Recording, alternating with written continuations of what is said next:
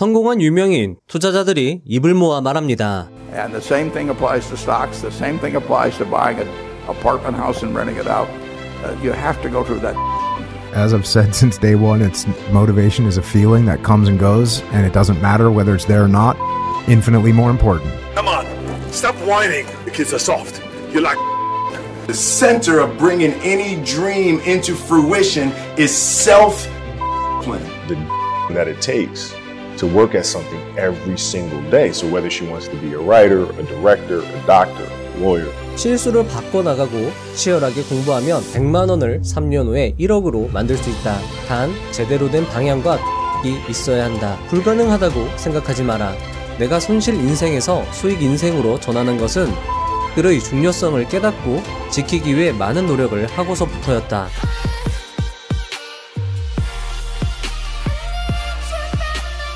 박영옥, 강방천, 남석관, 숙향, 유목민, 김정수, 김영준, 강민우, 성현우, 이정윤, 이태철, 김종봉, 박병창, 김영옥, 성경호, 배진환 이 모든 투자자들은 한결같이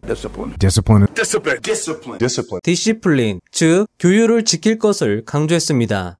규율만 지킬 수 있다면 수익은 쌓여가고 틀림없이 주식 투자로 성공할 수 있다고 말합니다. 하지만 규율, 즉 원칙을 지키는 것은 매우 어렵습니다. 그런데 그게 왜 어려울까요? 그냥 지키면 되는 건데 그게 왜 어려울까요? 세계적 트레이더이자 정신과 의사, 트레이딩 코치인 알렉산더 엘더는 그에 져서 나의 트레이딩 룸으로 오라 해서 이렇게 말합니다. 사람들이 규율을 지키지 못하는 이유는 스스로 잘할 수 있다고 착각하기 때문이다. 규율을 지키기 위해서는 도움을 받는 것이 필요하다. 돈간 강민우 투자자는 이렇게 말합니다. 근데 저는 이게 반드시 잘 된다라고 생각하고 시작을 했는데 거기서 실패를 하다 보니까 처음 느껴보는 난 정말 이걸로 부자가 될 수 있을 거라는 생각을 했는데 그걸 내가 못할 수도 있지 않을까라는 생각을 하니까 자기 전 진짜 많이 좀 눈물이 나더라고요. 그래서 돈간 강민우 투자자 역시 자신은 잘할 수 있다고 생각했지만 결국 계좌에 남은 돈은 30만 원 뿐이었습니다. 하지만 그는 어떤 도움을 받아 30만 원을 45억으로 불리게 됩니다. 그리고 그 도움은 알렉산더 엘더가 책에서 언급한 틀림없이 성공 투자자로 만들어주는 조언과 정확히 일치했습니다. 참고로 이 책은 돈간 강민우 투자자가 투자를 시작했을 때보다 훨씬 이전에 쓰여졌습니다. 이 책의 조언은 시대를 초월할 만큼 매우 강력하다 할 것입니다. 보컬 김영준 투자자는 이렇게 말합니다. 아니 근데 이게 너무 변화가 극적인 것 같아요. 아니, 그 사이에 뭘 했길래? 이제 난 주식으로 돈 벌 생각이 없어. 마음을 바꾼 거지. 내가 이제 부자가 되겠다는 게 아니라. 태도랑 관점만으로도 그렇게 바뀔 수 있는 건가요? 그 마음을 비우니까 되더라고. 내가 언제부턴가 완전 마음을 진짜 다 내려놓으니까. 보컬 김영준 투자자는 부자가 되겠다는 생각을 버린 후에서야 비로소 200억을 벌게 됩니다. 보컬 김영준 투자자가 억대 빚을 청산하고 200억을 벌게 해준 마인드셋 방법 역시 알렉산더 엘더가 책에서 언급한 핵심 조언과 정확히 일치했습니다. 오늘 영상으로 여러분들은 성공 투자자로 다시 태어날 것입니다. 알렉산더 엘더가 도울 것이고 제가 도울 것입니다. 새로운 성공 투자자의 잉태는 고통스러울 것입니다. 아기가 태어나서 우는 것처럼 여러분들도 울지도 모릅니다. 하지만 주식 투자로 인생 역전을 위해서 눈물도 고통도 감내할 준비가 되어 있다. 나는 성공만을 간절히 바랄 뿐이다. 라는 분들에게는 오늘 영상이 분명 도움이 될 것입니다. 그러니 오늘 영상을 끝까지 지켜봐 주시기 바랍니다. 그리고 무언가 큰 깨달음을 얻으셨다면 이 책을 매수하고 보유하신 후 힘들 때마다 두고두고 읽으시길 바랍니다. 이 책은 분명 여러분들에게 큰 도움이 될 것입니다. 성공 투자자로 다시 태어날 준비 되셨나요? 억만금의 값어치를 하는 알렉산더 엘더의 투자 코칭 시작해 보도록 하겠습니다.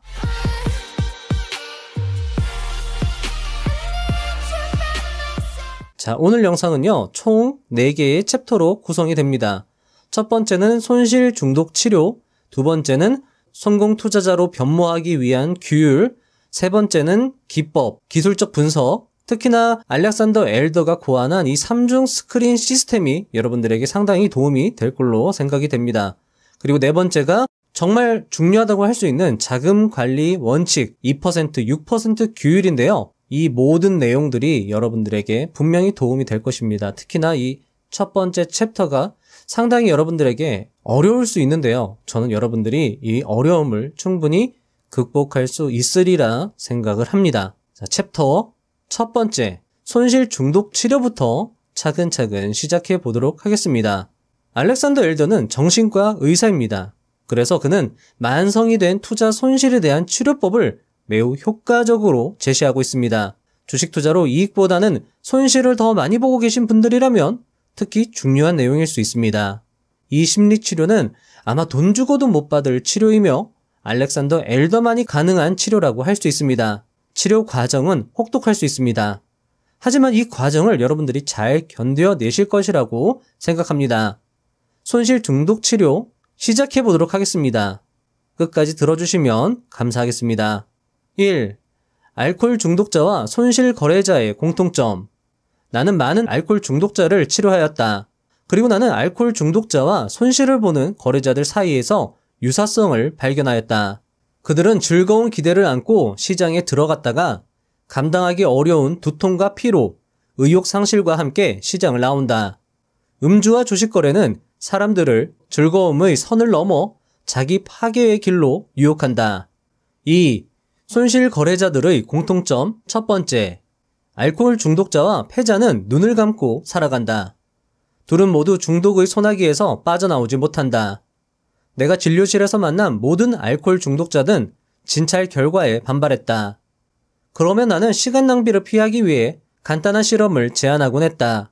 나는 알코올 중독자들에게 다음 주에도 평소처럼 계속 술을 마시되 마신 술에 대해 일일이 적은 다음 그 기록을 다음번 진료 때 가지고 오라고 했다. 자신이 마신 술에 대해 며칠 이상 꾸준히 기록한 사람은 단 한 명도 없었다. 자신을 거울에 비춰보는 행동이 강박적인 행동이 주는 즐거움을 감소시켰기 때문이다. 근래에 나는 손실만 보는 거래자들에게 이렇게 거래에 관한 일지를 작성해보라고 말하곤 한다. 그러면 많은 수가 화를 낸다. 잘 관리된 기록은 자의식과 자제심의 증거다. 기록이 제대로 관리되지 않거나 아예 없다는 사실은 강박적인 거래 습관을 보여준다. 기록을 잘 관리하는 거래자가 바로 좋은 거래자다. 동간 강민호 투자자는 이렇게 말합니다. 성공 투자 비결? 뭘까요? 사실 이거 너무 많이 제가 이야기해서 보시는 분들이 지루하다 말할 수도 있는데 되게 깔끔하거든요. 투자뿐만이 아니라 우리가 하는 모든 일들에 있어서 적용되는 사실 복귀의 영역? 복귀, 기록. 중요한데 왜 우리는 안 하게 될까요? 역시 도움이 필요한 부분입니다. 오늘 영상을 본 여러분들은 매매 기록을 비로소 작성하게 될지도 모르겠습니다. 저자의 이야기를 계속 들어보겠습니다. 3. 손실 거래자들의 공통점 두 번째. 알코올 중독자와 패자는 과거나 미래에 대해 생각하지 않는다. 그들은 오로지 현재에만 관심을 쏟는다. 술을 목구멍 안으로 집어넣는 쾌감이나 스크린 위에서 춤추는 주가가 그들의 모든 관심을 빨아들인다. 현재 알코올 중독에 빠져 있는 사람은 받아들이지 못하는 심리 상태에 있는 것이다.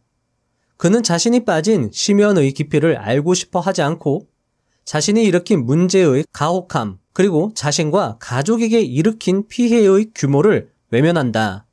4. 손실을 피하는 방법.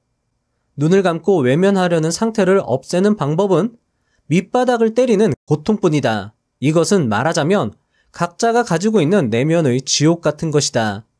밑바닥을 때리는 참을 수 없는 고통은 상황을 직시하게 만든다. 자기 자신을 파괴할 것인가? 아니면 인생을 되돌릴 것인가? 알코올 중독자는 치료를 위해 12단계 프로그램에 들어간다. 각 단계는 개인의 성장과 회복을 위한 것인데 이 방법이 대단히 효과적이다. 이 프로그램의 첫 번째 단계는 개인 투자자들에게 가장 중요한 과정이다. 쉬워 보이지만 실제로는 받아들이기 무척 어렵다. 5. 손실을 피하는 첫 단계. 많은 알코올 중독자는 끝내 이 단계를 넘어서지 못하고 모임에서 탈퇴하여 계속해서 자기 파괴의 길을 간다. 신입 회원은 자리에서 일어나 알코올이 자신보다 강하다는 것을 시인해야 한다. 이 일은 무척 어렵다. 왜냐하면 알코올이 당신보다 강하다면 다시는 술에 손을 대서는 안 되기 때문이다.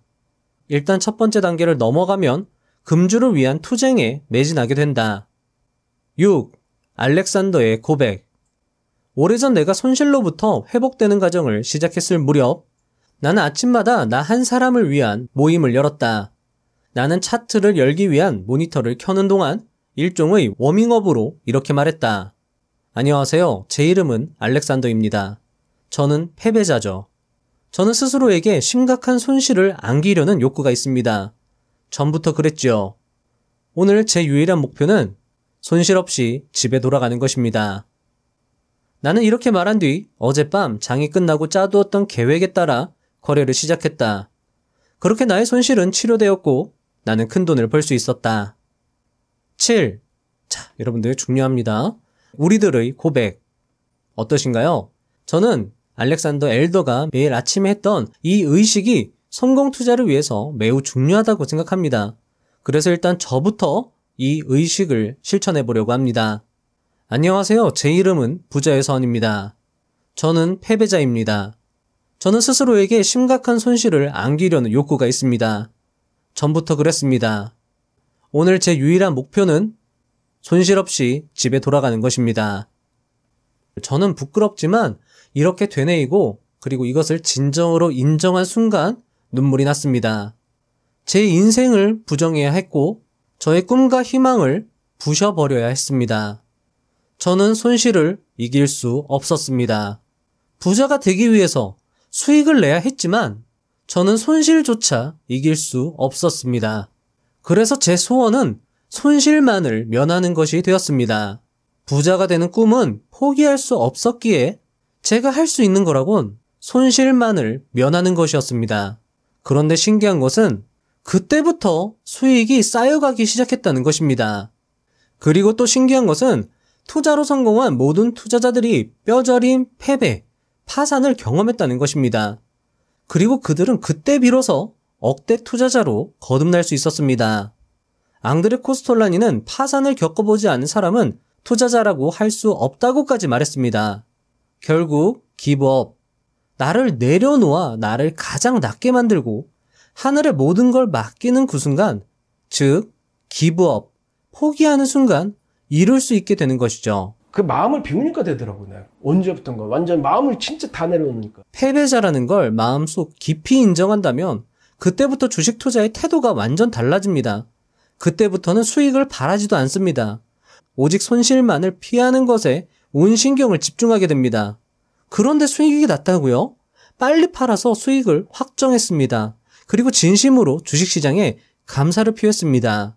수익 나는 종목, 수익 나는 타점을 연구하기보단 손실 나지 않는 종목, 손실 나지 않는 타점을 연구하게 됩니다. 그 순간부터 신기하게 수익이 쌓여갑니다. 알렉산더 엘도도 그랬고, 저도 그랬고, 여러분들도 그럴 것입니다. 저는 여러분들이 잘 하고 계실 것을 믿기에, 계속 수익을 내고 계실 거라고 믿기에 굳이 저 의식을 치르지 않으셔도 좋다고 생각합니다. 하지만 만약 계속되는 손실에 힘이 드시다면 알렉산더 엘더의 의식을 치러보시기 바랍니다. 분명 효과가 있을 것입니다. 챕터 2번째, 성공 투자자로 변모하기 위한 규율. 8. 주식시장은 전쟁터다. 대부분의 거래자는 사업을 하거나 직장에 다니면서 번 돈으로 계좌를 개설한다. 그리고 그동안 성공적인 삶을 살아왔기 때문에 주식시장에서도 잘해 나갈 것이라고 예상한다. 하지만 처음에는 무척 쉬워 보였던 시장이 곧 우리를 비참하게 만든다.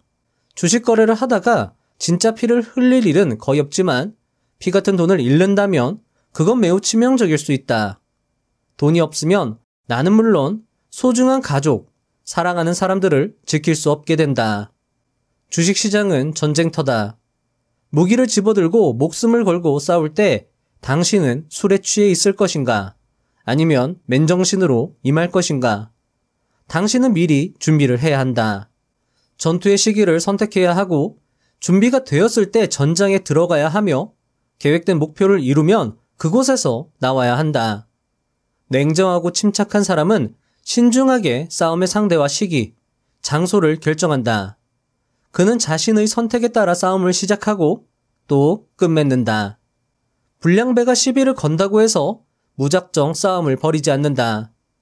자제심이 있는 사람은 수백 가지 게임 가운데 자신에게 맞는 게임을 선택한다. 그는 매복을 하고 사냥감이 나타나기를 끈기 있게 기다린다. 대부분의 아마추어는 기분을 내기 위해 주식 거래를 하고 있다는 사실을 인정하려 들지 않는다. 돈을 벌려 한다는 것이 그들이 흔히 하는 얘기지만 실상을 보면 대부분의 거래자들은 설익은 판단에 돈을 쏟아부으면서 엄청난 스릴을 맛본다. 금융시장의 거래 행위는 경마에 베팅을 하는 것보다 훨씬 품이 있는 일이지만 흥분과 쾌감 면에서 본다면 조금도 다를 바가 없다. 9. 성숙한 투자자. 성공한 거래자는 건방지지 않은 사람들이다. 그들 역시 대부분은 줄곧 손해만 보던 시절을 경험했다. 엄청난 수업료를 지불하고 고난의 학교를 졸업했으며 이 경험을 통해 무딘카를 갈 수 있었다. 성공한 거래자는 자신감이 넘치지만 오만하지는 않다. 시장에서 살아남은 사람들은 결코 방심하지 않는다. 그들은 자신의 능력과 거래 기법을 신뢰하지만 새로운 발전의 눈과 귀를 열어놓고 있다. 성공한 거래자는 자신감 있고 주의 깊으며 융통성 있고 함께 있으면 즐거운 사람들이다. 성공한 거래자는 내면의 악마를 물리치거나 극복한 사람들이다. 그들은 시장에게 당하지 않는다. 그들은 조용하고 차분하지만 거래에 있어서는 군중보다 훨씬 건강하다. 투자자가 되는 과정은 자기 발견의 여행이다. 거래를 충분히 오래 하면 당신은 자신의 모든 심리적 약점과 맞닥뜨리게 될 것이다. 불안, 탐욕, 공포, 분노, 게으름 등. 당신은 심리치료를 위해 시장에 들어온 게 아님을 기억하기 바란다. 성공한 투자자의 1차 목표는 자본 축적이다. 따라서 건강한 거래는 다음과 같은 두 가지 질문에 대답할 수 있는 거래다. 수익 목표점은 어디인가? 어떻게 자본을 보호해야 하는가? 모든 거래에서 당신은 스스로에게 이 두 가지 질문을 던져야 한다. 뛰어난 거래자는 매번의 거래에서 그 결과가 오로지 자신의 책임임을 인정한다. 당신의 돈을 가져갔다고 해서 다른 사람을 비난할 수는 없다. 당신은 거래 계획과 자금 관리 방법을 더 나은 수준으로 끌어올려야 한다. 그 일은 시간을 필요로 하고 또 규율을 필요로 한다. 10. 자, 중요합니다, 여러분들. 규율, 앞에서도 계속 강조했던 디시플린, 규율입니다. 규율은 모든 성공 분야에서 성공의 필요 조건이며 시장에서는 특히 중요하다. 당신은 스스로를 돌보아야 한다. 다른 시장 참여자는 당신이 자제심 없이 강박적으로 행동하기를 바란다. 그래야만 당신의 돈을 빼앗기 쉬워지니까. 자, 여러분들. 앞에서 심리치료, 그 손실 치료 과정이 상당히 혹독했을 거라 생각을 합니다. 그런데도 여러분들이 여기까지 들으셨다라는 거는요, 정말 여러분들이 대단한 사람들이고요. 그것을 여러분들이 인정하고 여기까지 보신 것 그 자체만으로도요, 여러분들은 정말 대단한 겁니다. 자, 그리고 여러분들은 앞에 그런 어떤 내용들을 다른 매체에서는 보기가 상당히 어려웠을 겁니다. 왜냐하면 그래야지만 여러분들의 돈을 뺏기 쉬워지니까 라고 저자가 이야기하는 거죠. 그래서 아무도 심리치료를 먼저 이야기하지 않은 겁니다. 하지만 알렉산더 엘더는 용기를 내어 자신의 20년 투자 인생을 갈아 넣어서 여러분들이 만성된 손실에서 벗어나서 성공한 투자자가 되라고 정말 간절한 마음에 책 초반에 그 내용을 넣은 것이죠. 그래서 제가 영상 초반에 억만금을 줘도 아깝지 않다라고 이야기를 한 겁니다. 자, 저자 이야기를 계속 들려드리겠습니다. 자기 파괴에 대한 방어책은 규율이다. 자기 파괴 행위를 막기 위해서는 스스로 원칙을 정하고 그 원칙에 따라야 한다. 규율은 거래 시스템을 만들고 시험해본 뒤 이에 철저히 따르는 것을 의미한다. 기분에 따라 시장에 뛰어들어가거나 나오지 않고 미리 정해둔 신호에 따라 시장에 들어가거나 나오는 법을 배우는 것을 뜻한다. 자, 여러분들 이거 중요하죠? 규율 중에서도 미리 정해둔 신호가 여러분들한테 있어야 되고요. 그것에 따라서 들어가고 나오는 법을 배우는 것이야말로 그것이 규율이고요. 그 규율을 지키는 게 정말 중요하다라는 거고요.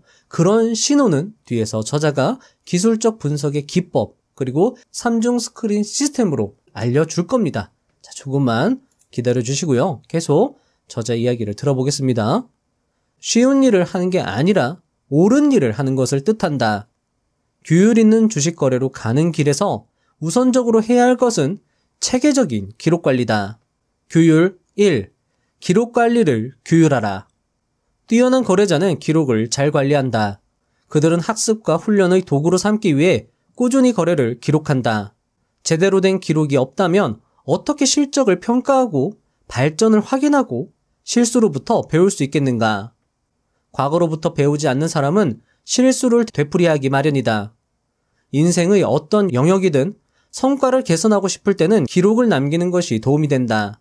돈에서 자꾸 문제가 생기면 모든 지출을 기록하여 꼼꼼히 살펴보고 어떤 부분에서 낭비를 했는지 찾아내는 게 확실한 방법이다.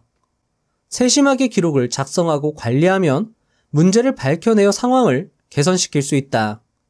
앞서 말씀드린 것처럼 알코올 중독자 또는 손실 중독자와 아닌 자를 구분할 수 있는 것은 바로 기록의 유무에 있다고 저자는 이야기를 했습니다. 기록을 통해 실수를 확인하고 그것을 고쳐나가는 과정은 그 어떤 유료 강의보다 훨씬 값지다고 할 수 있습니다. 투자하고 그것을 기록하는 규율은 반드시 필요한 과정일 것입니다. 저자는 기록을 한다면 틀림없이 투자로 성공할 수 있다고까지 강조했습니다. 자, 책에는요, 이 기록을 어떻게 구체적으로 하는지 잘 기술이 되어 있으니까요, 여러분들 책을 꼭 참고를 해주시고요. 정말 여러분들 기록하는 건 정말 중요합니다. 여러분들이 해보시면 아실 거예요. 그리고 해보신 분들은 알 겁니다. 기록을 하고 나서, 그리고 하기 전 완전히 다르다는 걸 여러분들도 아실 거예요. 만약에 기록을 하지 않으시는 분들이 있다라고 하면 꼭 기록을 한번 해보시고요. 가장 중요한 거는요, 여러분들 어떤 기록이냐면요, 실수, 손실을 봤다면 그 손실이 왜 발생했는지 그 원인을 집요하게 파고드는 겁니다, 여러분들. 그게 가장 중요한 기록의 어떤 임무, 용도라고 할 수 있거든요. 그렇게 실수를 하나하나 제거하다 보면 그 과정에서 배우는 게 엄청납니다. 12. 규율 두 번째, 자동화 될 때까지 규율하라. 어떤 분야에서든지 뛰어난 성과를 내는 사람들은 즉각 반응하고 대응한다. 훈련이란 반응을 자동화하여 전략에만 집중할 수 있게 하는 것이 핵심이다. 당신이 산 주식의 주가가 5% 올랐다면 어떻게 할 텐가? 5% 내렸다면? 만약 거래 중에 멈춰서서 생각해 보아야 한다면 당신은 백전백패 할 것이다. 당신은 시간을 들여 거래 계획을 짜고 시장에서 어떤 상상할 만한 일들이 일어났을 때 어떻게 할지 미리 생각해 두어야 한다. 머릿속에서 시나리오를 돌리고 컴퓨터를 세팅하여 시장이 갑자기 움직였을 때 어떻게 할까 다시 생각해 볼 필요가 없을 만큼 스스로를 준비시켜야 한다. 성숙한 투자자들은 대부분의 거래 행위가 거의 자동화된 단계까지 도달해 있다. 이런 상태가 되면 전략에 대해 생각해 볼 수 있는 여유가 생긴다. 당신은 자신이 이루고 싶은 것에 대해 집중하게 되고 그것을 어떻게 이룰지에 대해서만 신경 쓰게 될 것이다. 이 단계에 이르기 위해서는 오랫동안 많은 거래를 해보아야 한다. 오랫동안 거래하고 더 많은 거래를 할수록 더 많은 것을 배우게 된다. 배우는 과정에서는 소액으로 많은 거래를 하는 게 좋다. 초보자들의 최우선 과제는 돈을 버는 것이 아니라 거래 방법을 배우는 것을 잊지 말길 바란다. 거래하는 법을 배우면 돈은 따라오기 마련이다. 자, 드디어 챕터 세 번째입니다. 기법, 기술적 분석입니다. 저자는 현명한 거래를 위해서는 캔들, 거래량, 이동평균, 엔벨로프, MACD 이 5가지 지표를 활용하는 것이 매우 중요하다고 강조를 하고 있습니다. 저자 이야기는 뻔하지 않는 새로운 깨달음의 세계로 여러분들을 안내할 것입니다. 자, 캔들부터 하나하나 배워가도록 하겠습니다. 13. 시가. 시가는 그날 최초로 이루어진 세력 싸움의 결과다. 이때 당신이 단기 거래자라면 개장 가격 범위에 주목해야 한다. 개장 가격 범위란 그날 처음의 15에서 30분까지 형성된 고가와 저가 범위를 말한다. 대개 계장 가격 범위에 뒤이어 돌파가 일어난다. 이런 돌파는 누가 시장을 지배하는지 보여주기 때문에 중요하다. 몇몇 프로그램 매매는 계장 가격 범위 돌파에 기초하고 있기도 하다. 14. 시가를 활용한 매매. 거래에 들어간 최상의 매수 기회는 주가가 시가 아래에 위치하고 있을 때다. 심사숙고 끝에 주가 방향이 상방이라고 생각한 주식을 매수해야 한다는 판단이 섰다고 해보자. 그런데 해당 주식의 시가가 크게 떨어졌다고 하자. 그 뒤 주가가 계장 가격 범위 내에서 안정되었을 때 당신이 여전히 강세를 예상하고 있다면 계장 가격 범위가 생각해 두었던 손절매 가격보다 위에 있다면 손실 제한 주문과, 자 여러분들 요 말 어려운데 제가 뒤에서 다시 정리해 드릴게요. 일단 읽어 드리겠습니다. 손실 제한 주문과 함께 계장 가격 범위의 고가보다 몇 틱 높은 가격에 가격 주문을 낸다면 틀림없이 괜찮은 이익 거래가 될 것이다. 자, 저자가 상당히 괜찮은 기법을 소개를 해주었습니다. 저자의 기법을 정리하면 다음과 같습니다. 뒤에도 더 자세히 나오겠지만 저자는 주가의 방향을 이동평균선으로 판단합니다. 물론 주가 방향을 예측하는 저자의 기법은 좀 더 디테일하겠지만 일단 이동평균선으로 설명을 드려보겠습니다. 자, 주가의 방향은 이동평균선으로 판단을 한다고 했으니까요. 만약에 이평선이 정배열의 우상향이면 또는 내가 주로 보는 특정 이평선이 우상향한다면 해당 종목의 주가 방향을 상방으로 봐도 괜찮을 것입니다. 그런데 그런 종목임에도 당일 갭 하락이 발생했습니다. 그리고 개장한 뒤에 15분이나 30분 이내에 가격이 거래량이 적은 상태로 특정 범위 내에서 머무르는 것을 확인합니다. 자, 이게 여러분들 많이 배웠던 우리 밀집이라는 개념이죠. 또는 좁은 범위 내에서 박스권을 형성한다라고 보셔도 됩니다. 자, 그림으로 나타내면 이렇게 될 겁니다. 자, 일단 첫 번째로 확인을 해야 될게요. 이평선이 우상향하는지 살펴봐야 된다는 겁니다. 자, 이 이평선, 어떤 이평선을 봐야 할지도 뒤에 그 3중 스크린 시스템에 나옵니다. 자, 일단 이평선이 우상향되는 거, 아무 이평선을 보는 게 아닙니다, 여러분들. 여러분들의 매매에 맞는 이평선을 골라내야 된다는 거죠. 자, 그리고 전일 종가보다 단일 시가가 이렇게 떨어졌을 때, 그리고 당일 시가보다도 주가가 더 떨어졌다. 자, 그러면 여러분들, 저자에 따르면 이건 매수 기회로 볼 수 있는 겁니다. 왜냐하면 이 주가의 방향은 결국 상방인데도 불구하고 조정받아서 가격이 낮아졌기 때문에 매수 기회로 볼 수 있다는 거죠. 자, 그리고 주가가 이 박스권 안에서 개장 후 15분 또는 30분 이내의 범위에서 이렇게 박스권을 좁게 형성한다라는 겁니다. 자, 요거는 여러분들 5분봉으로 확인을 해보시면 되겠죠. 이렇게 박스권으로 움직이는 걸 확인을 했다면, 자, 매수 타점은 어디냐? 이 박스권, 이 변동성의 끝, 변동성 상방을 돌파하는 시점, 그러니까 이 고점보다 몇 틱 위에다가 자동 매수를 걸어두라는 겁니다. 0624 창으로, 키움증권 0624 창으로 여러분들이 자동 매수 설정, 가격 정해서 할 수 있죠? 자, 이렇게 설정을 해서 매수를 하면 저자는 꽤 괜찮은 이익을 낼 수 있는 거래다라고 이야기를 하고 있는 겁니다. 자, 여러분들, 이 매매 기법은요, 많은 투자대가들이 강조한 기법입니다. 사실 여러분들이 잘 보시면 아시겠지만 대부분이요, 정말 비슷한 이야기를 하고 있어요. 우리나라 투자 고수들은요, 이렇게 이야기하는 겁니다.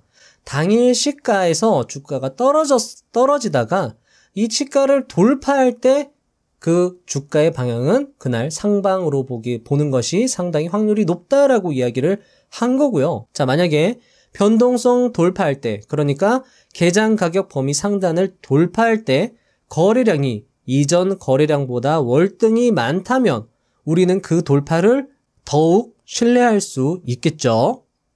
자, 이런 식으로 여러분들이 많은 투자 대가들의 이론들을 융합시켜서 여러분들의 것으로 만드는 게 중요한 겁니다. 자, 그리고 더 중요한 건 이걸 여러분들이 써먹어 보시고, 써먹고 나서 실패를 했다면 왜 실패했는지 집요하게 파고 들어가 보는 겁니다. 그럼 여러분들은 실수의 원인을 알게 될 것이고, 그 실수를, 그 원인을 다시 고쳐내서 여러분들이 그 실수를 다음에 반복하지 않으면 여러분들의 성공 확률은 그만큼 더 올라갈 것이고 그 작업을 계속 반복하다 보면 여러분들은 성공만 하는 투자자가 될 수 있다는 겁니다. 종가는 그날 가치에 대한 최종 합의를 나타낸다.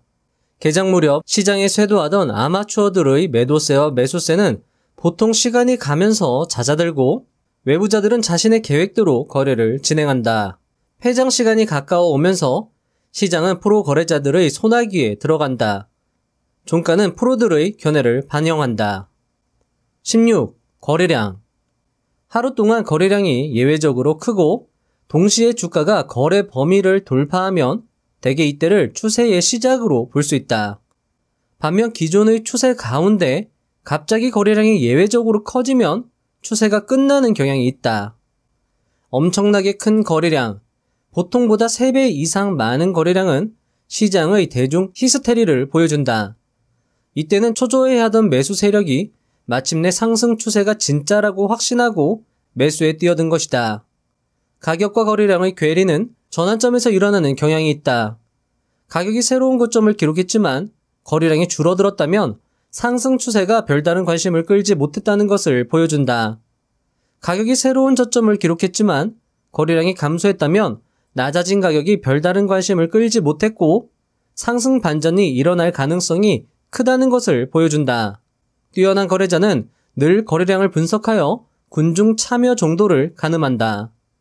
저번 시간에 보여드렸던 차트죠? 자, 여러분들. 이 변동성, 가격 범위를 상방으로 돌파했을 때를 추세의 시작으로 여길 수 있다라고 저자는 이야기를 했고, 이렇게 거래량이 감소하는데도 불구하고 주가가 크게 상승하지 못했다라는 건 사람들의 관심을 크게 끌지 못했다. 초반보다 지금 크게 끌지 못했다라는 것을 의미하고, 마지막 이 대량 거래량의 주가 상승은 이 종목의 상승 추세를 의심하고 있던 투자자들이 이제 가담한 캔들이라고 볼 수 있고요.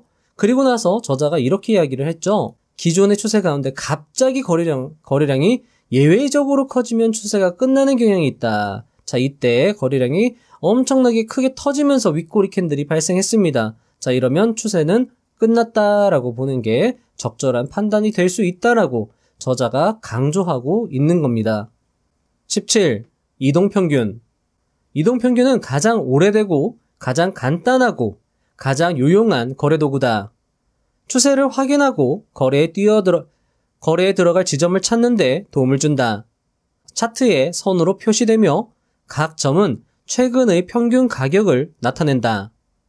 이동평균은 시장의 합성사진 같은 것이다. 상승하는 이동평균은 군중이 점점 더 낙관적으로 변하고 시장이 점점 더 강세가 된다는 것을 보여준다.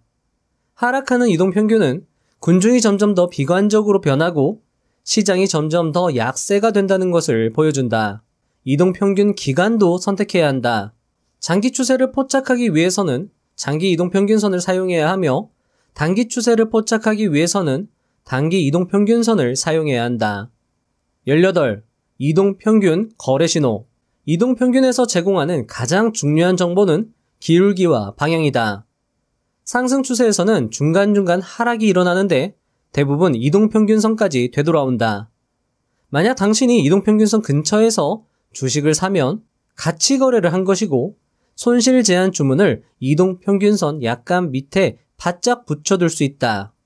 이제 가격 상승이 재개되면 당신은 돈을 벌 것이다.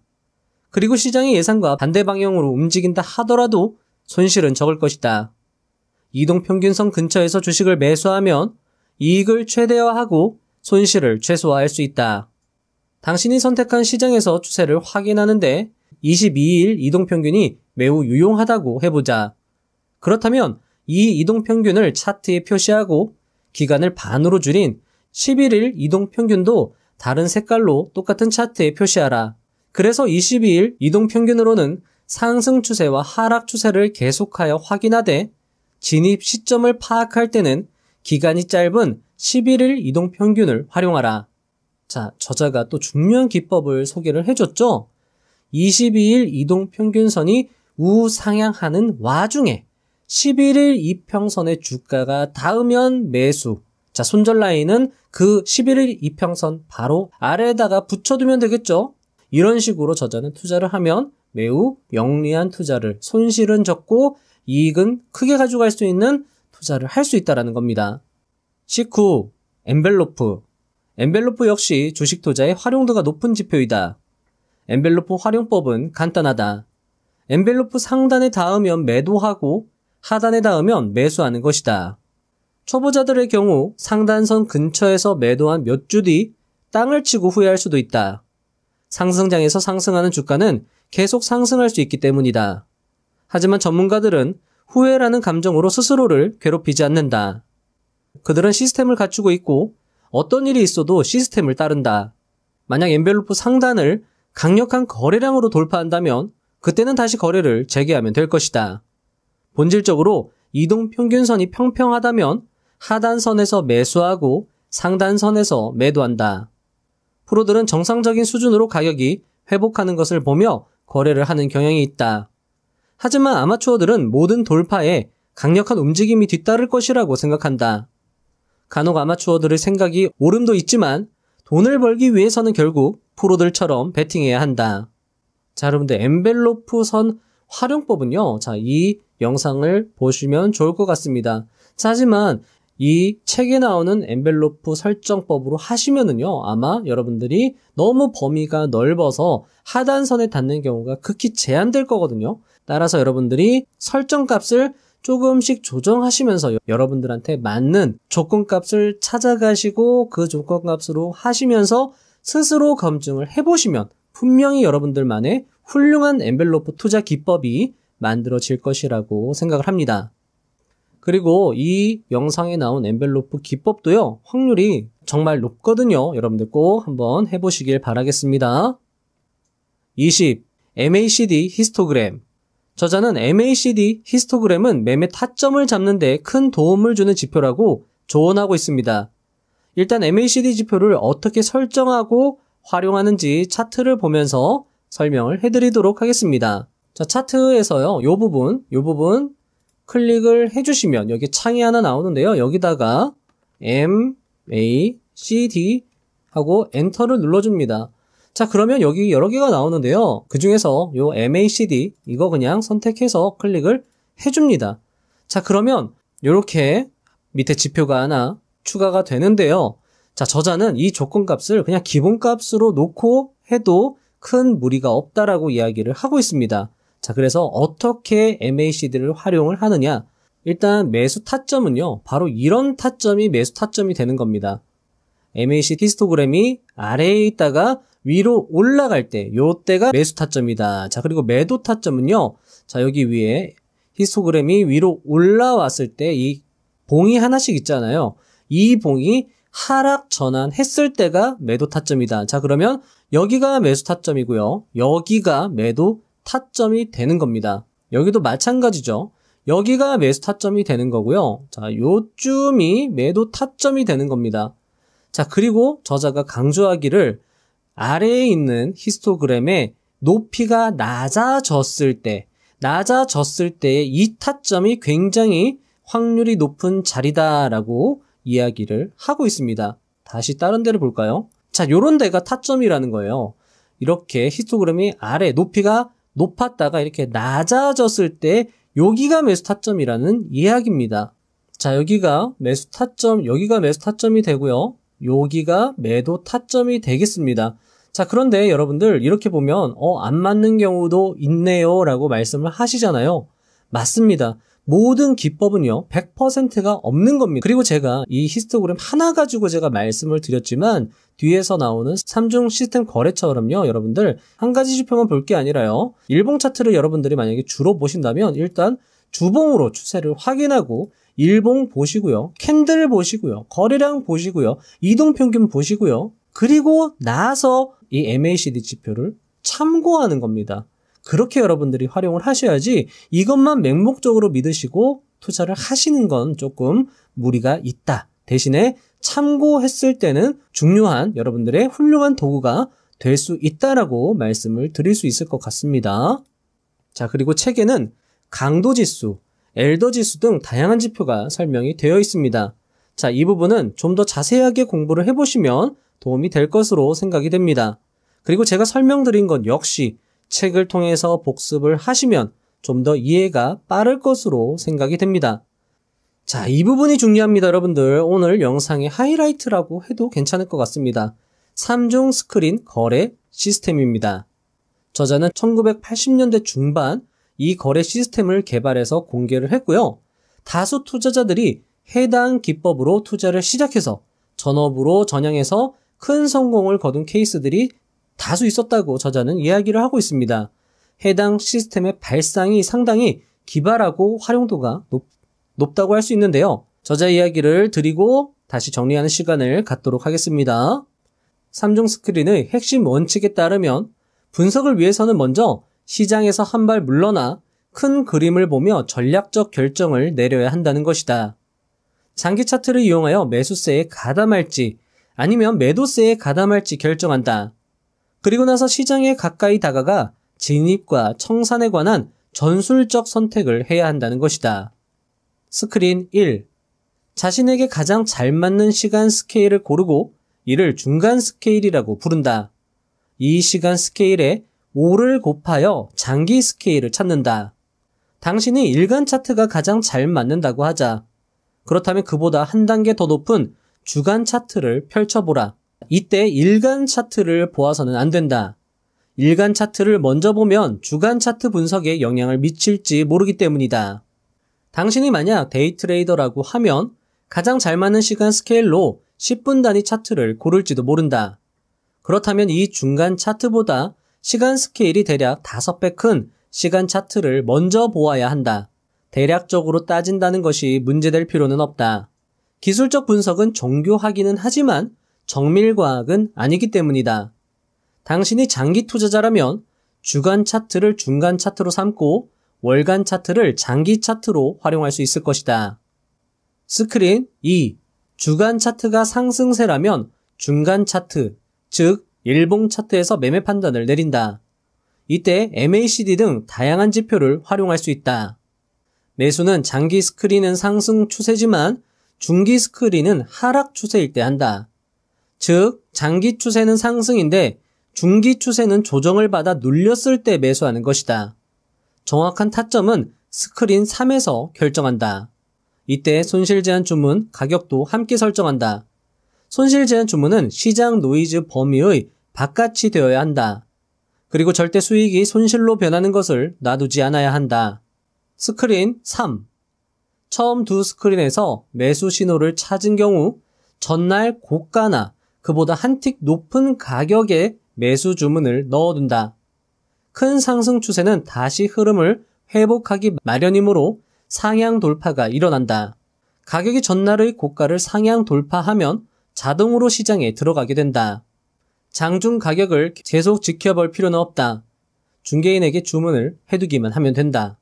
자, 여러분들, 저희는 이 책은 워낙 옛날에 쓰여졌기 때문에 중개인을 통해서 자동 매수를 걸어 놓을 수 있었지만 우리는 키움증권 0624창을 활용해서 자동 매매 설정을 해두면 되겠죠. 처음의 두 스크린에서 매도 신호를 찾은 경우에는 전날의 저가 또는 그보다 한 틱 아래에 매도 주문을 낸다.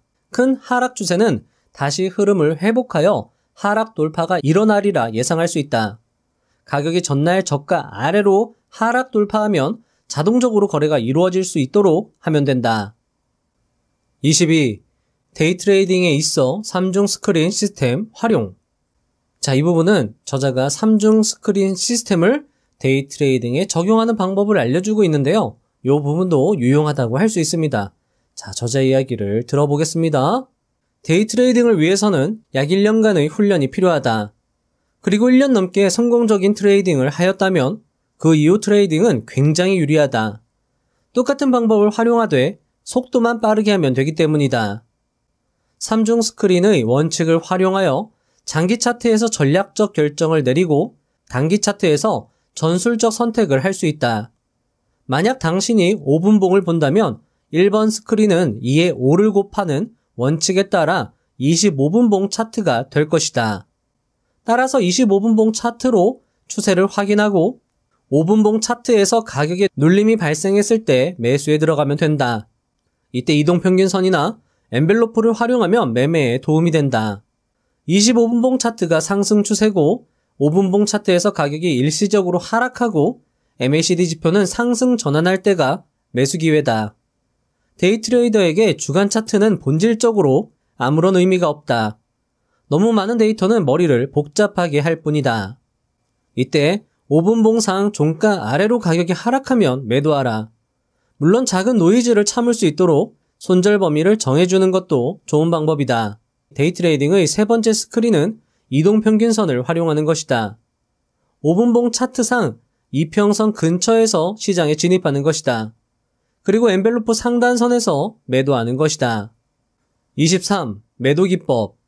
거래에 들어갈 때마다 당신은 머릿속에 세 가지를 분명히 해두어야 한다.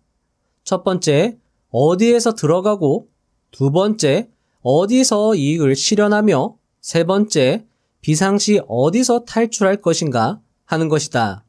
수익에 대한 환상이 돈을 벌어다 주지는 않는다. 당신이 어디서 테이블 위에 돈을 쓸어 담고 시장이 불리한 방향으로 갈 경우 어디서 손을 털어야 하는지 미리 결정해 두어야 한다. 초보자들은 쉴 새 없이 유망한 거래를 찾고 그런 거래만 찾는다면 큰 돈을 벌 수 있을 것이라고 생각한다. 그들은 눈에 불을 켜고 진입 시점을 찾는다. 반면 프로들은 청산 시점을 파악하는데 많은 시간과 정력을 쏟는다.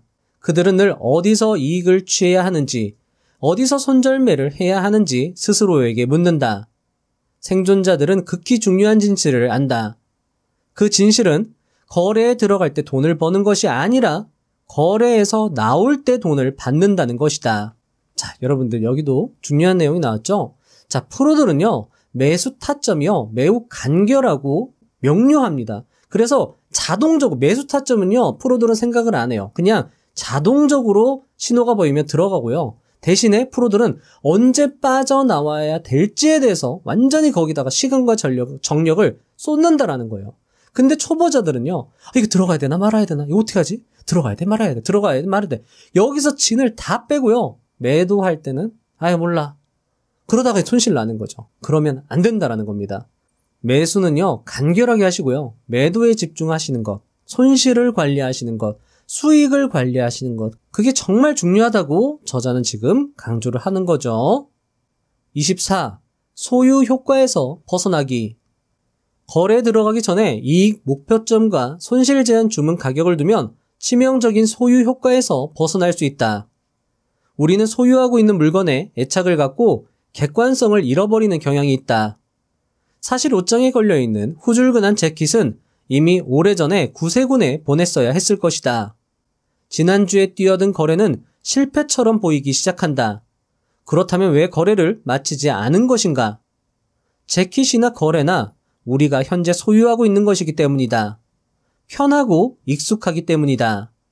거래에 들어가기 전에, 거래가 당신의 것이 되기 전에 청산 시점을 결정할 필요가 있는 것은 이 때문이다. 25. 적절한 손절 지점. 처음에는 새로운 추세가 거래 범위를 벗어나는 곳, 즉 돌파 지점에 손실 제한 주문을 해두어야 한다. 발사대에 날아오른 로켓은 다시 지상으로 내려올 이유가 없다. 앞에 했던 차트, 자 여러분들 여기가 가격 범위죠. 이 범위를 이렇게 돌파했을 때, 강력하게 돌파했을 때는 요 라인이 손절 라인이 된다라는 겁니다. 손실 제한 주문 가격을 처음 수준에서 서둘러 올리지 말라.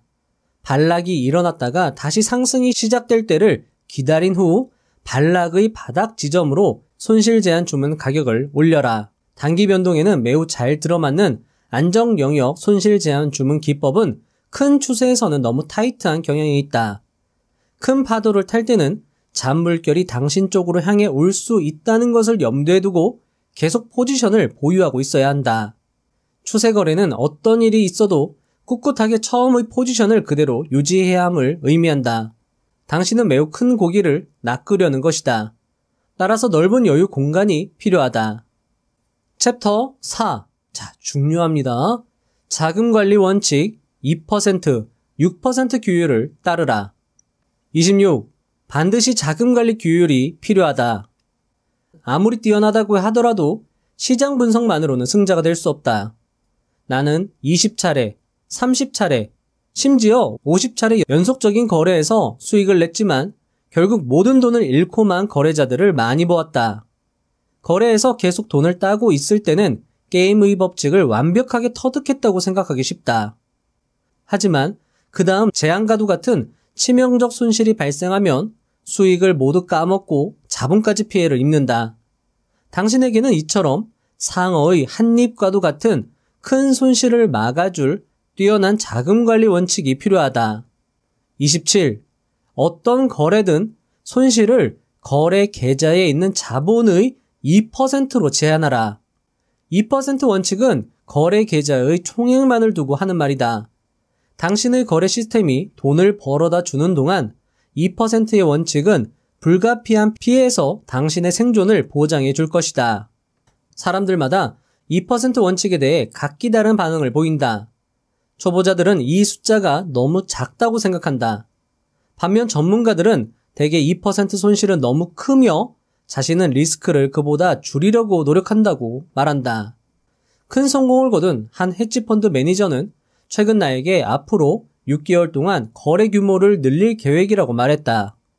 그는 거래 건당 자본의 0.5% 이상 리스크를 부담한 적이 없었다고 말했다. 그런데 앞으로는 무려 자본의 1%를 리스크로 삼겠다고 한 것이다. 뛰어난 거래자는 대개 2%보다 적은 손실 제한을 둔다. 리스크를 2% 아래로 하도록 노력하라. 2%는 정말로 최대 손실 수준을 말하는 것이다. 자, 여러분들이 만약에 총 여윳돈이라고 할 수 있죠. 만약에 1,000만 원이 있다라고 하면은 2% 기준으로 하면은요, 1회 또는 하루 또는 한 달 손실을 여러분들이 20만 원으로 제한하는 겁니다. 자, 자본이 그런데 다음 달에 1,200만 원으로 늘어났습니다. 자, 그러면 다시 24만 원으로 손실 제한이 늘어나는 거고요. 만약에 자본이 800만 원으로 줄어들었다면 16만 원으로 제한이 되는 겁니다. 자, 여러분들 생각보다 엄청 타이트하게 여러분들이 매매를 관리하셔야 된다라는 겁니다. 자, 그리고 이렇게 하셔야지 여러분들 이 주식시장에서 살아남을 수 있다라는 거고요. 이렇게 해도 여러분들 부자 되는 데는 큰 어려움이 없다라는 겁니다. 오히려 이렇게 해야지 부자 된다라는 겁니다. 28. 연속적 손실을 막기 위한 6% 원칙. 대부분의 개인 거래자들은 연속적으로 돈을 잃으면 똑같은 방식으로 계속 거래하여 난관을 헤쳐나가려 한다. 패자들은 성공적인 거래가 눈앞에 다가왔으며 곧 운이 되살아날 것이라고 생각한다. 그는 더 많은 거래에 돈을 쏟아붓고 거래 규모를 늘린다. 그러면서 스스로를 점점 더 깊은 얼음 구멍 속으로 빠뜨리는 것이다. 이때는 거래 규모를 줄여야 하며 그 다음에는 아예 거래를 그만두고 나서 거래 시스템을 재검토하는 게 현명하다. 계좌 총액이 지난달 말보다 6% 이상 감소하면 그달의 나머지 기간 동안 거래를 중단하라. 자본이 지난달의 마지막 날 기록했던 저점에서 6% 이상 감소했다면 거래를 중단하는 것이다. 보유 중인 모든 포지션을 처분하고 그달의 나머지 기간은 시장 바깥으로 나와 있어라. 하지만 시장을 계속 모니터하고 관심이 있는 주식과 지표를 추적하고 원한다면 모의 거래를 계속해야 한다. 당신의 거래 시스템을 재검토하라. 연속된 손실은 어쩌다가 생긴 일인가? 아니면 당신의 거래 시스템에 내재하던 결함이 노출된 것인가? 2% 원칙이 치명적인 한 방의 손실에서 당신을 구해주는 장치라면 6% 원칙은 연속된 손실에서 당신을 구해줄 것이다. 29. 1회 투자 규모. 자, 이것도 리스크 관리에서 정말 중요한 이야기거든요. 자, 한번 들어보시죠. 초기 모임 때 한 거래자가 지난 13일 동안 날마다 돈을 잃었다고 푸념을 했다. 그는 평소 1회 700주를 매매했다. 그러나 그는 연속적으로 손실을 입을 때는 자발적으로 거래 규모를 500주로 줄인다고 했다. 나는 그에게 연속하는 2주 동안 이익을 낸 날이 손실을 입은 날보다 많고 그 기간이 전체적으로 이익을 기록하기 전까지는 거래 한도를 100주로 줄이라고 말했다. 이 장애물을 넘으면 그 다음에는 200주로 거래 한도를 올린다. 똑같은 이익 조건이 붙은 2주를 다시 보내면 거래 한도를 300주로 올린다. 이런 식으로 계속한다. 그러다가 한 주가 손실로 마감되면 이전의 수준으로 강등된다. 그리고 새로이 2주 동안의 거래에서 이익을 내야 거래 한도를 늘릴 수 있다. 요컨대 그는 소규모로 시작하고 천천히 규모를 늘려가야 하며 손실을 볼 때는 신속하게 규모를 줄여야 한다. 나는 그렇게 설명해 주었다. 30. 그렇게 해서 언제 돈 버나요? 그는 100주는 너무 적으며 그 정도로는 돈을 벌 수 없다고 큰 소리로 반대했다. 나는 그에게 스스로를 속이지 말라고 얘기했다. 왜냐하면 더 큰 규모로 거래한다고 해서 돈이 벌리는 것은 아니기 때문이다. 그는 어쩔 수 없이 내 계획에 따르기로 했다. 다음 주 우리가 다시 만났을 때 그는 5일 중 이익을 낸 날이 4일이며 전체적으로 이익을 낸 한 주였다고 보고했다. 거래 규모가 매우 작았기 때문에 이익 역시 매우 적었지만 그는 이제 감을 잡은 듯 했다. 그는 다음 주에도 계속하여 이익을 냈기 때문에 거래 규모를 200주로 올릴 수 있었다. 그 다음 모임 때 그가 물었다. 이게 심리적인 건가요? 그 말에 사람들이 웅성거리기 시작했다. 왜 500주를 거래할 때는 돈을 잃었으면서 100주나 200주를 거래할 때는 돈을 따는 것일까? 자, 저자가 하나 실험을 하는데요. 제가 여러분들께 설명을 한번 드려보겠습니다. 자, 저자는요, 여러분들한테 이렇게 말을 합니다. 이 책상 위에 올라가서 이렇게 떨어지지 않고 걸을 수 있다면 $10로 준다라고 이야기를 합니다. 자, 그럼 여러분들은 아마 많은 분들이 하겠다고 손을 들 겁니다. 자, 그런데요, 조건을 조금 변경하겠습니다. 자, 이런 고층 빌딩에 똑같은 책상을 놓고요. 자, 폭은 이 책상과 같다고 가정을 해봅시다. 길이와 폭은 같고 이 두 빌딩이 그러니까 좁게 붙어 있는 거죠. 그리고 그 위에 책상을 올려놓고 여기를 걸을 수 있다면 $1000로 주겠다고 저자는 이야기를 합니다. 자, 여러분들 하실 분들 있으신가요? 자, 저 같아도 하기 싫습니다. 자, 저자는 이렇게 말합니다. 자, 바람 한 점 없고요. 지금 이 상황과 똑같은 상황에서 이 책상 위를 걷는 거니까 손해는 없다. $1000 주겠다. 할 사람 있겠는가 했을 때 그래도 아마 여러분들 할 사람은 없을 것 같습니다. 자, 왜 그럴까요? 분명히 조건은 똑같습니다. 여기 위를 걸어가는 겁니다. 여기 위를 걸어가는 거. 그런데 왜 이 상황은 돈을 아무리 많이 받아도 하기가 싫은 걸까요? 왜냐하면 저자는 이렇게 이야기를 합니다. 31. 리스크의 역설. 리스크 수준이 상승하면 우리의 실행 능력은 떨어진다. 자, 그러니까 여기 위에 올라서는 순간 이것과 조건은 똑같았지만 몸이 얼어붙는다라는 거예요. 왜냐하면 리스크가 너무 커서 떨어지면 죽는 거죠. 여긴 떨어지면 그렇게 죽을 정도도 아니고 그냥 약간 다치지도 않겠죠. 근데 여긴 떨어지면 죽으니까 리스크가 크니까 몸이 얼어붙는 겁니다. 그러면 어떻게 되죠? 제대로 걷는 게 쉬운 거잖아요. 그 쉬운 제대로 걷기도 어렵다라는 거죠. 그게 리스크의 역설이고 리스크 수준이 상승하면 우리의 실행 능력이 떨어진다라는 겁니다. 자, 계속 읽어드리겠습니다. 초보자들은 종종 소규모 거래에서 돈을 딴다. 그들은 어느 정도 경험을 쌓은 뒤 확신에 차서 거래 규모를 늘리지만 바로 이때부터 손실을 보기 시작한다. 그들의 거래 시스템은 전혀 바뀐 게 없으나 거래 규모가 커지면서 그들 스스로 경직되고 민첩성이 떨어지는 것이다. 대부분의 초보자들은 서둘러 대박을 터뜨리고 싶어 한다. 하지만 그들은 남의 잔치에 희생양이 될 뿐이다.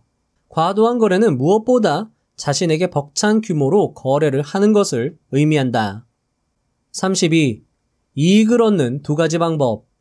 군중 행동으로부터 이익을 얻는 데는 두 가지 방법이 있다. 첫 번째는 모멘텀 트레이딩, 추세 전략이다. 물결이 일어나 주가가 높아지기 시작할 때 매수를 시작하여 파고가 잦아들기 시작할 때 매도하는 방법이다. 추세가 가속화되고 군중이 열광하기 시작하면 아마추어들은 마음을 빼앗긴다. 반면 프로들은 차분히 추세의 속도를 지켜본다. 그들은 군중이 상승 최면에 빠지자마자 반전을 기다리지 않고 이익을 취한다. 또 다른 방법은 역추세 전략이다. 주가 흐름의 이탈에 반대하여 정상 수준으로의 회복에 베팅하는 방법이다. 초보자들은 역추세 매매를 매우 좋아한다. 그러나 이들 대부분은 추세가 좀처럼 반전하지 않아 꼼짝없이 당하고 마는 게 보통이다. 33. 선택하라. 하나의 거래에서 모멘텀 전략과 역추세 전략을 모두 사용하는 것은 어리석은 일이다. 당신은 거래를 하기 전에 어떤 투자 전략을 사용할지 정해야 한다. 그리고 일단 거래에 들어가면 계획대로 밀고 나가야 한다. 거래 중간에 전술을 바꾸지 말라. 그렇게 하면 승자가 가져갈 목만 키워주는 꼴이 되고 말 것이다. 34. 제때 행동하고 열광에 팔아라. 시장은 평평한, 즉 오르내림이 적은 거래 범위에서는 보다 효율적으로 작동한다. 이때는 사람들이 대개 머리, 이성을 쓴다. 하지만 추세가 진행되는 동안에는 사람들이 점점 감정적으로 행동한다. 평평한 시장 흐름에서는 돈을 벌기 어렵다. 당신의 적들이 상대적으로 차분하기 때문이다. 따라서 빠르게 움직이는 추세에 열광적으로 반응하는 거래자들로부터 돈을 취하는 것이 훨씬 더 쉬운 일이다. 왜냐하면 감정적 행위는 보다 원시적이고 그만큼 예측이 쉽기 때문이다. 성공적인 거래자가 되려면 언제나 냉정과 침착함을 유지하고 흥분한 아마추어로부터 돈을 빼앗아 와야 한다. 35. 가치 투자든 단기 투자든 추세를 따르라. 기본적 가치, 특히 이익이 결국 가격을 결정한다. 하지만 저명한 경제학자이자 뛰어난 주식 투자자이기도 했던 존 메이너드 케인즈는 장기로 가면 우리 모두 죽는다 는 의미심장한 말을 남기기도 했다. 시장은 투기성이 높은 주식들로 넘쳐나고 수익성이 형편없는 기업의 주가도 어느 순간에는 로켓처럼 주가가 치솟을 수 있다. 생명공학이나 IT 주식처럼 새롭고 매력적인 산업의 주식은 실제 경영 성과보다는 미래의 수익에 대한 기대로 가격이 크게 상승하기 마련이다. 수익성이 좋고 탄탄하게 경영되는 기업의 주가도 비틀거리다가 하락할 수 있다. 따라서 시장의 필수적인 규칙은 싼 가격에 사는 것은 좋지만 가격이 하락하는 주식을 사는 것은 좋지 않다는 것이다. 괜찮은 가격처럼 보일지라도 하락 추세에 있는 주식은 사지 마라. 그 주식의 펀더멘털이 마음에 든다면 기술적 분석으로 추세가 상승 추세라는 것을 확인하라. 장기로 가면 우리 모두 죽는다라는 케인즈의 말이 참이라면 죽지 않으려면 장기로만 가지 말라라는 말도 참일 수 있습니다. 저자는 살기 위해서는 추세라는 규율을 따를 것을 강조하고 있습니다. 아무리 펀더멘털이 훌륭하다고 해도 떨어지는 주식을 사는 것은 좋지 않으며 아무리 펀더멘털이 저조하다고 해도 상승하는 주식을 사는 건 좋을 수 있다라는 것입니다. 주식에는 정도가 없습니다. 답이 없는 것이죠. 하지만 한 가지 확실한 건 우리는 돈을 벌기 위해 주식을 하고 있다는 것입니다. 그 어떤 가치 투자자라도 자신이 매수한 주식을 손해보면서까지 팔고 싶어 하지 않습니다. 워런 버핏도 잃지 말라는 것을 제1원칙으로 삼습니다. 위대한 회사의 주식을 매수했어도 너무나도 큰 손실을 보았다면 그건 나쁜 투자라 할 수 있습니다. 저는 여러분들이 어떤 투자를 하든 간에 잃지 않는 투자를 하셨으면 합니다. 36. 너무 비싼 서비스를 피하라. 초보자들, 특히 손실을 많이 본 사람들은 손실에서 벗어나기 위해 필사적이다. 그런 필사적인 마음을 이용하여 사람들은 매우 비싼 서비스를 제공한다. 매우 비싼 제품을 파는 업자들은 사실 부자가 되는 지름길에 대한 암시를 파는 것이다. 따라서 책이든 정보지든 세미나든 너무 비싼 서비스는 피하는 것이 좋다. 유익한 조언을 해주는 전문가들은 되게 겸손하고 서비스에 대해서도 높은 가격을 요구하지 않는 게 보통이다. 눈이 휘둥그레질 만한 가격은 놀라운 서비스를 제공할 것이라는 무의식적인 기대를 부추기는 상술일 경우가 많다. 이 세상에는 마술은 없다. 어떤 서비스라도 마술을 부릴 수는 없는 것이다. 상대적으로 저렴한 서비스는 효과를 얻으면 좋은 것이고 설령 그렇지 못할 때라도 가벼운 손해에 불과하다. 마치며 책에는 오늘 미처 다루지 못한 임펄스 시스템, 안전영역 기법, ABC 등급 시스템 시간관리법, 알렉산더 엘더의 매매일지, 그리고 매매일지를 자세히 기록하는 방법 등 투자자에게 도움이 될 조언들로 가득했습니다. 이 책은 마치 트레이딩 캠프에 참가한 것 같은 치료받고 훈련받는 기분이 들게 하는 그런 책이었습니다. 꽤 오래된 책임에도 좋은 내용이 많아서 놀라기도 했습니다. 자, 여러분들도 꼭 책을 읽어보셨으면 합니다. 긴 영상 시청하시느라 정말 수고 많으셨습니다. 이 긴 영상을 시청하신 만큼 여러분들의 투자 실력은 크게 향상됐을 것이라 생각합니다. 트레이딩은 쉽지만 쉬운 여정이 아닙니다. 인내, 노력, 훈련, 습관화, 자동화, 체계화가 필요합니다. 바로 되는 것이 아니라 실패, 성공, 경험, 과정이 필요합니다. 하지만 그것을 이겨냈을 때의 결과는 그 무엇보다도 크고 달콤할 것입니다. 왜냐하면 주식 투자를 잘하면 돈을 정말 많이 벌 수 있거든요. 그래서 그만큼 우리의 노력이 가치가 있다라는 겁니다. 마음 먹고 실천하고 노력하고 실패하고 성공하기를 반복합시다.